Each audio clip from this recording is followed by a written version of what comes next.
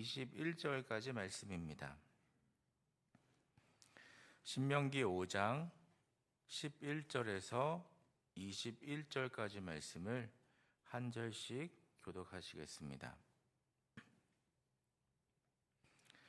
제가 먼저 11절 말씀을 읽겠습니다. 너는 내 하나님 여호와의 이름을 망령되이 일컫지 말라. 나 여호와는 내 이름을 망령되이 일컫는 자를 죄 없는 줄로 인정하지 아니하리라. 내 하나님 여호와가 내게 명령한 대로 안식일을 지켜 거룩하게 하라.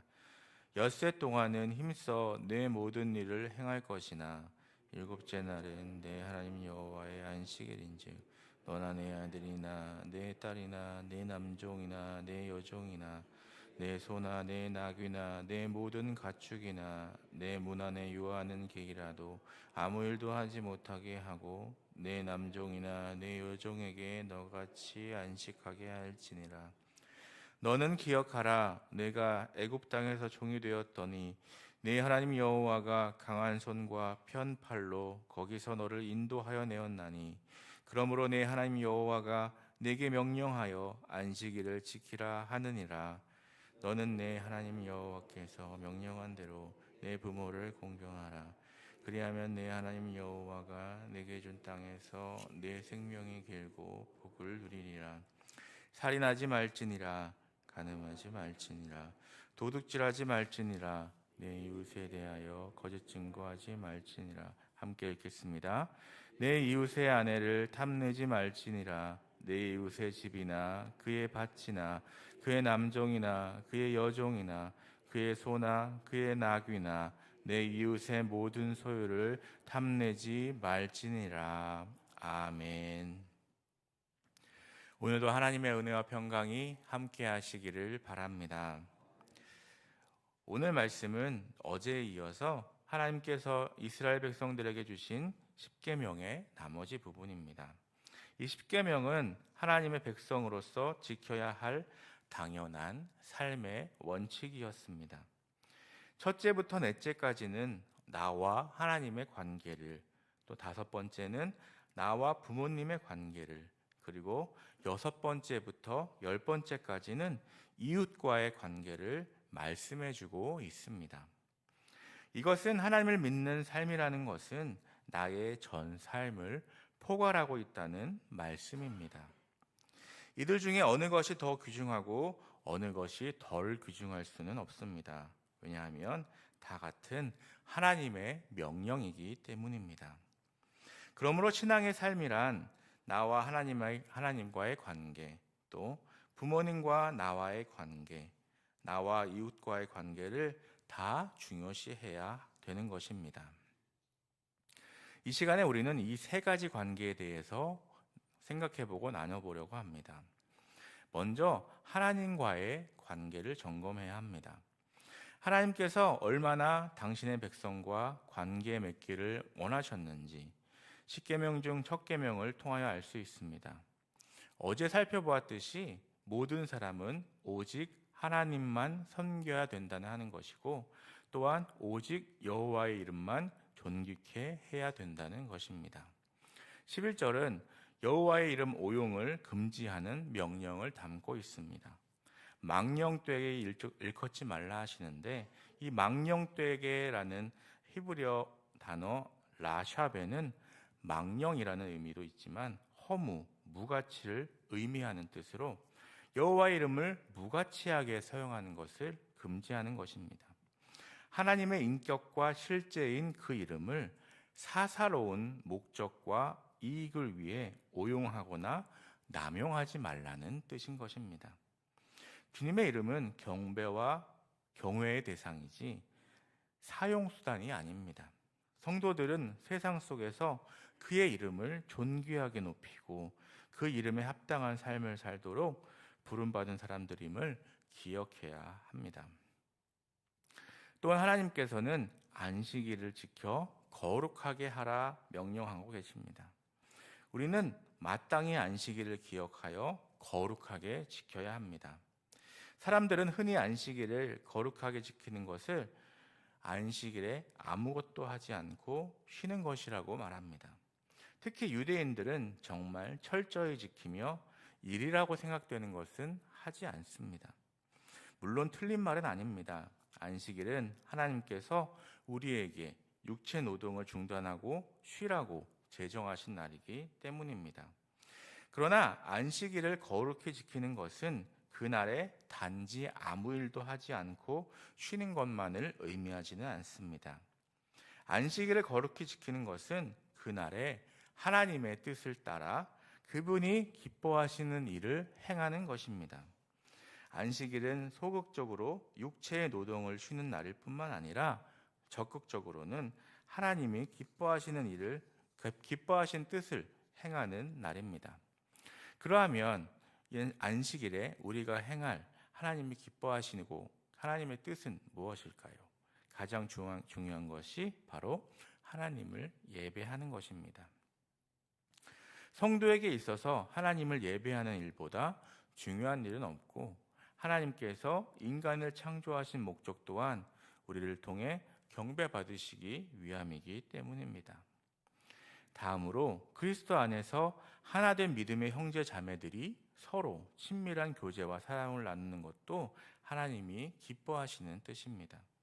또한 예수님께서 안식일에 병자를 고치시고 죽은 자를 살리신 것처럼 병자를 돌보고 연약한 자들에게 구제의 손길을 베풀며 고난에 빠진 자들을 돌아보는 것도 하나님이 기뻐하시는 뜻입니다. 뿐만 아니라 영적으로 죽어가는 자들에게 복음을 전하고 그들로 하여금 하나님 앞에 돌아오게 하는 전도의 사명을 감당하는 것도 우리가 안식일에 행해야 하는 하나님의 기뻐하시는 뜻인 것입니다.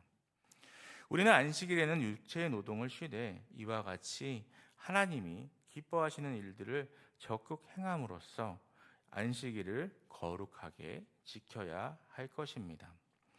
이렇게 하나님만 섬기며 예배하고 하나님의 이름을 존귀하게 높이는 삶을 살 때 우리는 천대까지 하나님의 은혜를 받을 수 있지만, 하나님을 떠나서 우상을 섬기면 하나님은 질투하셔서 3대까지 저주를 내리신다 하셨습니다.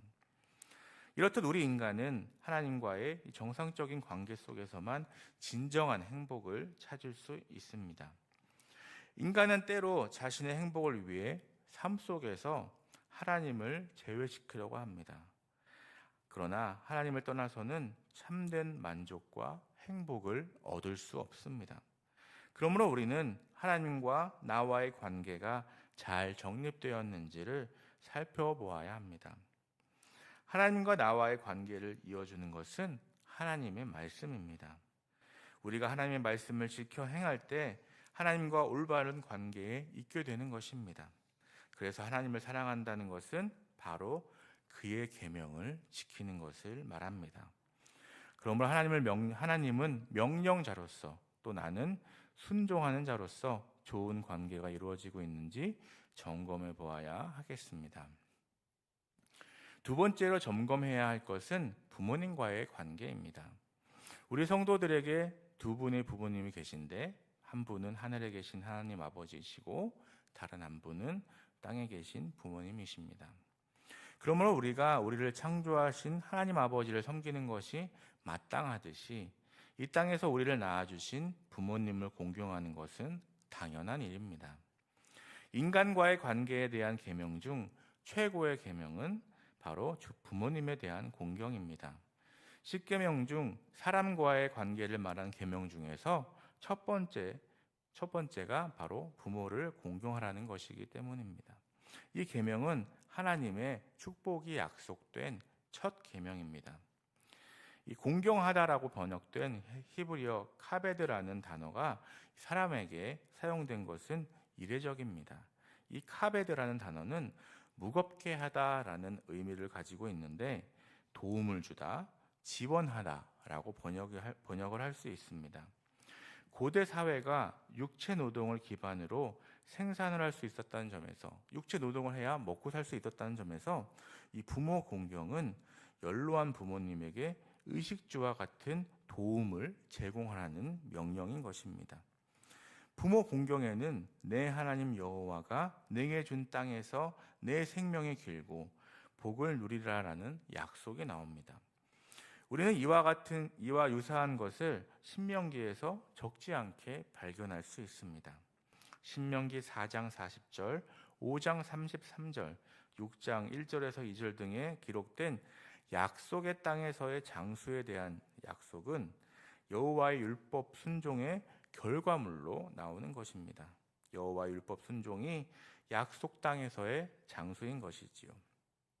즉 전체 계명을 압축하는 효과를 갖는 것입니다. 게다가 아버지와 자녀의 관계는 여호와와 이스라엘의 관계를 비유적으로 나타내 주기도 합니다. 그러면 우리는 나를 낳아주시고 길러주신 부모님을 더욱 사랑해야 합니다. 그리고 혹시 서먹한 관계가 되어 있다면 즉시 사죄하고 화목한 관계를 유지하도록 노력해야 하겠습니다. 세 번째로 점검해야 할 것은 바로 이웃과의 관계입니다. 십자가의 사랑은 두 가지 사랑을 의미하고 있습니다. 즉 하나님과 나와의 수직적인 사랑과 또 나와 이웃의 관계인 수편적인 사랑입니다. 이 둘이 온전히 이루어질 때 예수 그리스도의 십자가 사랑이 될 수 있는 것입니다. 많은 사람들이 하나님을 사랑한다고 하면서 이웃과는 관계를 맺지 못하고 있습니다. 하나님과의 사랑 관계를 위해서는 철야하고 또 금식하고 열심을 다하지만 이웃과의 사랑 관계를 위해서는 무관심한 사람들이 아직도 많이 있습니다. 그러나 이웃을 사랑하지 않고서는 우리가 하나님을 사랑한다 말할 수 없습니다. 하나님의 10계명 중 5가지의 계명이 나와 이웃과의 관계를 말하고 있습니다.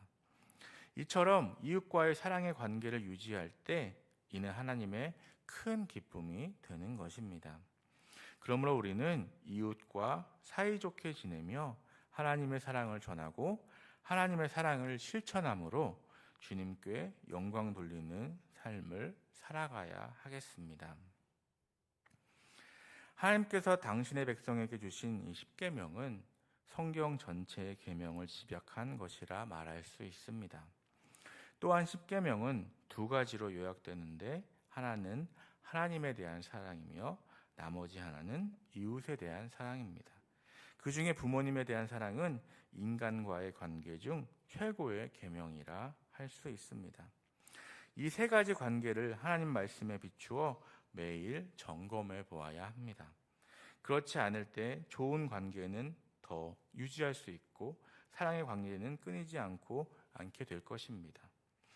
하나님의 백성으로 산다는 것은 결코 쉬운 일이 아닙니다. 그것은 하나님의 말씀 앞에서 자신의 몸과 마음을 복종시켜 세상을 따르지 않는 고난의 길이기 때문입니다. 그럼에도 불구하고 많은 성도들이 하나님을 믿는 것을 기쁨과 축복만이 가득한 삶이라고 착각하기도 합니다. 그래서 그들의 관심은 하나님께서 자신에게 어떤 축복을 주시는가에만 쏠려 있는 것이죠. 그러나 그것은 성도의 바른 태도가 아닙니다. 성도는 자신이 지켜야 할 하나님의 말씀에 관심을 기울이고 죄악된 세상 속에서 하나님의 말씀대로 살기 위해 고민하고 아파하고 고통스러워해야 하는 것입니다. 하나님께서 주신 계명들을 지키기 위해 노력하고 하나님과 이웃과의 관계를 돌아보고 또 하나님께서 기뻐하시는 바른 관계를 가짐으로 하나님께 영광 돌리는 삶을 살아가는 저와 여러분 되시기를 간절히 소망합니다. 아멘. 기도하시겠습니다. 사랑의 하나님, 오늘도 이 새벽에 깨워주시고 주의 전으로 불러주시고 말씀으로 새롭게 해주시니 감사합니다. 하나님, 오늘 말씀을 통하여 하나님과의 관계, 또 부모님과의 관계, 이웃과의 관계를 돌아보게 하시니 감사합니다. 하나님께서 주신 계명들을 지키기 위해 노력하고 또 하나님과 이웃과의 관계를 돌아보고 하나님께서 기뻐하시는 바른 관계를 가짐으로 하나님께 영광 돌리는 삶을 살아가는 복된 주의 자녀들 될 수 있도록 인도하여 주시옵소서. 병상 가운데 있는 환우들에게도 함께하여 주시고 주님의 권능으로 치유하여 주시옵소서. 몸과 마음이 회복되게 하시고 건강한 모습으로 하나님을 예배하고 찬양하게 하여 주시옵소서.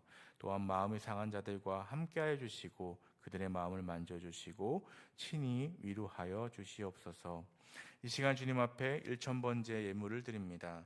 529번부터 530번, 921번부터 924번째 예물을 드립니다. 이 예물이 드려지는 곳에 예물을 받아주시고 이 예물이 쓰여지는 곳에 주의 은혜로 함께하여 주시옵소서. 예물을 드린 자들이 엎드려 기도하오니 들으시고 선하신 뜻대로 응답하여 주시옵소서. 오늘도 가정과 일터를 지켜주시고 우리들이 살아가는 삶의 현장 속에서 주님만을 높이는 복된 삶이 되도록 인도하여 주시옵소서. 예수님의 이름으로 기도드립니다. 아멘.